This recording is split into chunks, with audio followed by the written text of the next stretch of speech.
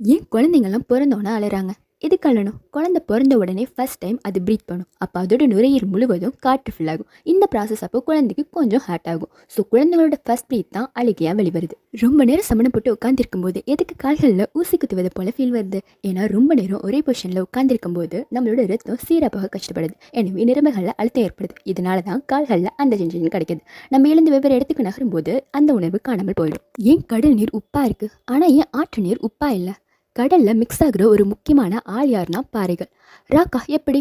மழைநீர் விழும்போது அது ஓரளவு அசிட்டிக்னால இதனால் பாறையை கொஞ்சம் கொஞ்சமா பிளவு பெறும்.